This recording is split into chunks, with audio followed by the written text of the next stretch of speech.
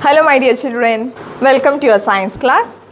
Last class we learned about the parts of skeletal system. There are 5 parts of skeletal system, and in last class we learned 3 parts of skeletal system.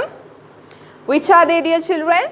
Yes, we learned about the skull, and we learned about the backbone or the spine, and we learned about the rib cage, isn't it? In today's class we will learn 2 more parts of skeletal system. You already know those parts. Which are they? Yes, that is the 4th part of skeletal system. What is the name of the 4th part of skeletal system, dear children? They are the limbs. Limbs, isn't it? And one more is there, that is they are the girdles. Now we will start today's class with the limbs. Before learning about the limbs, let's do an activity to feel the presence of limbs in your body. Okay, so for that I want all of you to stand. Now we have 2 pairs of limbs. So the first pair of limbs is called arms. By this activity, let's examine how the forelimb or the arms are like. What are the characters of the forelimb or the arms? For that, kindly move your right hand forward, and with the left hand feel the bones in your forelimb, that is on your arms. Now what do you find? Yes, joining to the shoulder you have a single bone. You feel a single bone, isn't it? After your elbow you feel like you are having 2 bones, isn't it? You are having 2 bones here, whereas you have a single bone joining to your shoulder. After the elbow you feel like you are having 2 bones. Do you feel it? Okay, now you miss it. And now let's learn the names of these bones, about the characteristics of the arms or the forelimbs. So now, as I said, the limbs, there are 2 pairs of limbs. They are 2 pairs. The first pair is called forelimb.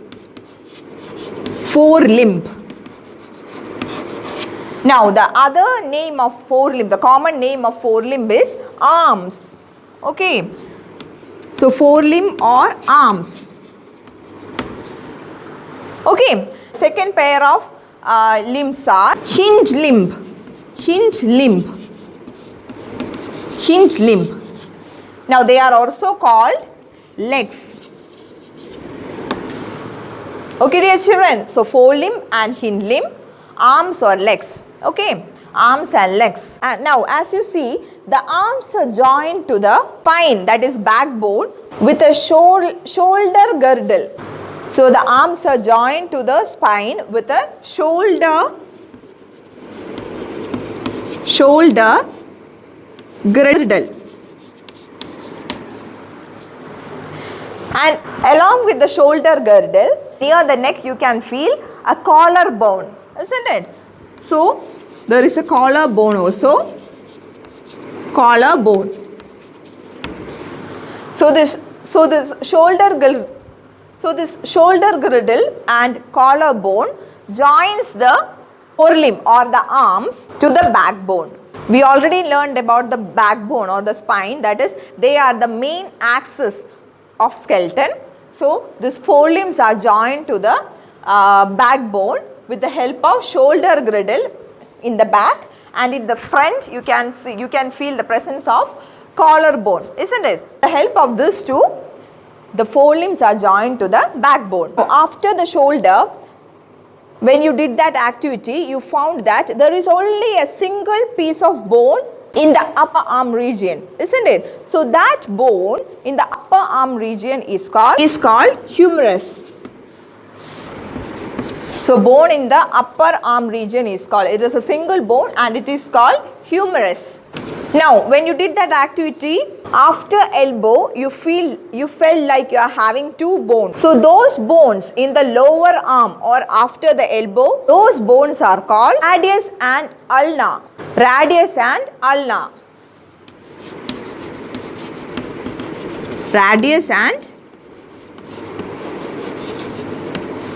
Here you have a wrist, that is in between the that is in between the radius and ulna, that is in this ankle region.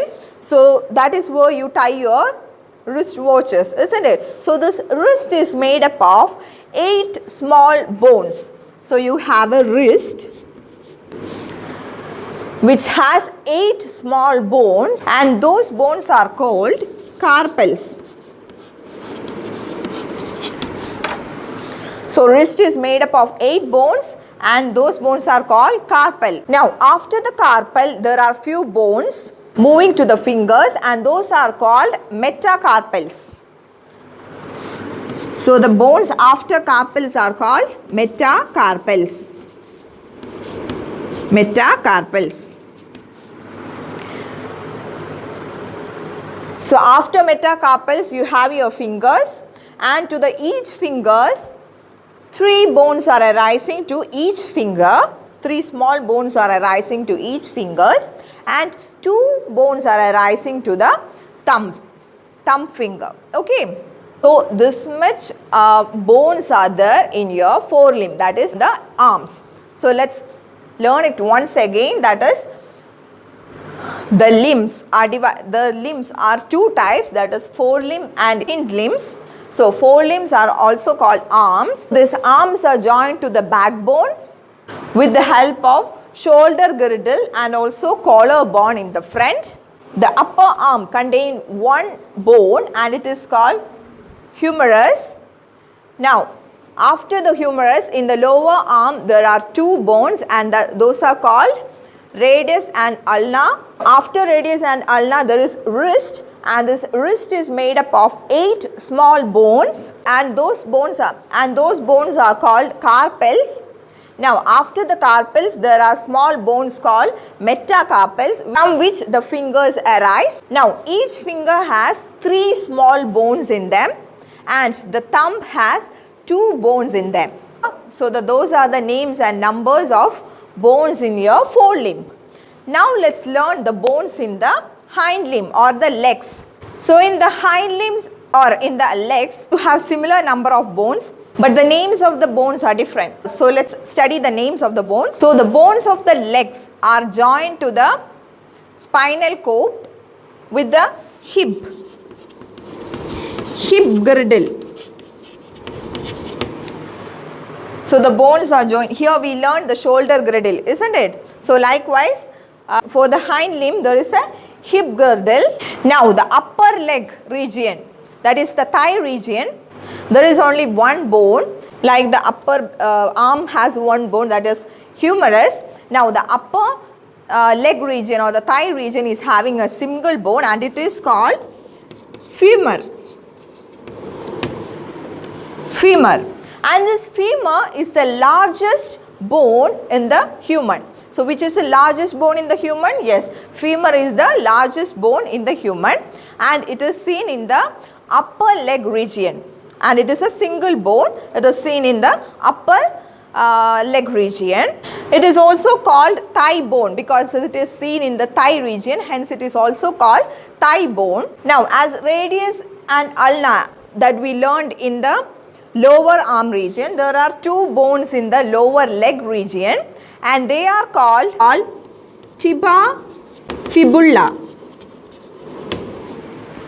Tibia and fibula, they are the lower leg bones. So the tibia and fibula are the lower leg bones. So these are the bones in the lip region. The limbs.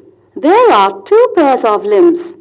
A pair of forelimbs or arms, a pair of hind limbs or legs. The bones of the arms are joined to the spine by the shoulder girdle and collarbone. In the upper arm, there is only 1 bone, humerus. In the lower arm, there are 2 bones, radius and ulna. Many small bones make up the wrist, palm and fingers. The bones of the hips are joined to the spine by the hip girdle. In the upper leg, there is only 1 bone called femur or thigh bone. It is the longest bone in our body. In the lower leg, there are 2 bones, tibia and fibula. Many small bones together make up the ankle, foot and toes.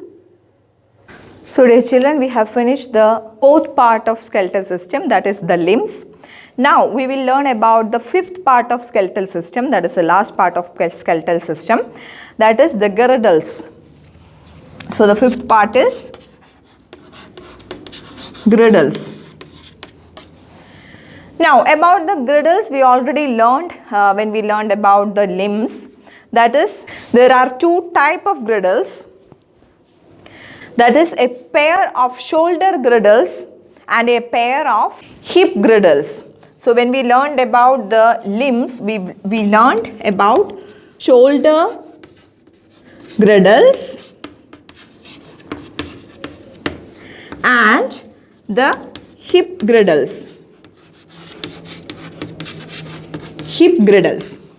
So when we learned about the limbs, the forelimb, we learned that the arms or the forelimbs are connected to the backbone with the help of shoulder girdle and collarbone. So we learned about the shoulder. So we already learned about the shoulder girdle. So this shoulder girdles, their function is the connection of forelimb to the backbone. Now about the hip girdles we learned when we discussed about hind limb or the legs, that is the hind limb or the legs are connected to the backbone with the help of this hip girdles. So that is all about the girdles. That is the girdles are two types, that are shoulder girdles and hip girdles. The function of shoulder girdles is to connect the forelimb, the arms to the backbone, and the function of hip girdle is that joins the leg or hind limb to the backbone region. The girdles. There are two pairs of girdles, a pair of shoulder girdles, a pair of hip girdles. The limbs are not joined directly to the backbone, spine, but to the girdles. The arms are joined to the shoulder girdle. The legs are joined to the hip girdle. The girdles lie on either side of the backbone and are fixed to it. So dear children, I hope all of you understood about the parts of the skeleton. We have learned about the 5 parts of skeleton. Before ending today's class, I am going to give you a small activity as homework. So this activity you have to do before next class. So the activity is given in page number 72. Activity 3. So this is an interesting activity. This activity is to note which all parts of your body is movable. So kindly do it before next class. See you in next class. Thank you.